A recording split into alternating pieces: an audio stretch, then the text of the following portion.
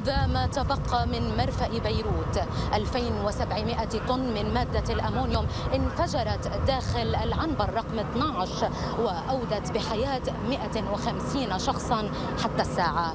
كما تشاهدون حجم الدمار الذي لحق بالمرفأ كبير، وتبدو الصوامع التي كانت مخزنا للقمح والحبوب وهي مدمرة بشكل كامل، إذ لم يتبقى منها أي شيء بعدما كانت بمثابة مخزون غذائي استراتيجي للبلاد. هذه هي الصورة للإهراءات. يقول الجيش اللبناني بأنه هي الأكثر تضررا جراء هذا الانفجار. عملية رفع أنقاض متواصلة في المرفأ وسط آمال بالعثور على المزيد من المفقودين الذين يصل عددهم إلى 60 شخصا. هذه الآمال تتضاءل شيئا فشيئا نظرا للمدة التي مرت على الانفجار، فضلا عن حجم الدمار الكبير وكثرة الأنقاض التي ينبغي إزالتها كما تشاهدون بالصورة. فرق الإنقاذ تستعين بكلاب مدربة في محاولة للاهتداء إلى أي من العالقين المحتملين.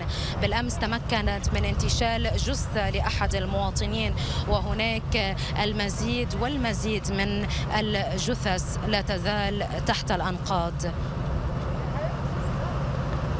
فرق الإنقاذ تتوزع ما بين فرق للجيش اللبناني وأخرى للدفاع المدني، وهناك 6 فرق إنقاذ دولية تساعده. مرفأ بيروت الذي يعد الرئة الاقتصادية للبنان، وهو يعني البوابة الرئيسية للاستيراد وتصدير السلع، هو واحد من أهم ممرات السفن في الشرق والغرب، ويتعامل مع 300 ميناء في العالم، كما ترسو فيه 3100 سفينة سنويا، وتمثل البضائع التي تدخل إليه قرابة 70% مما يستورده لبنان، كما أن الإيرادات السنوية تقدر بنحو 199 مليون دولار.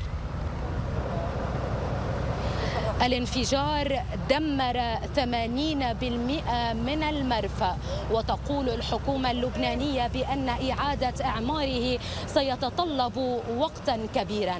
لمركز أخبار قنوات أبو ظبي، غيدة جبيلي، بيروت.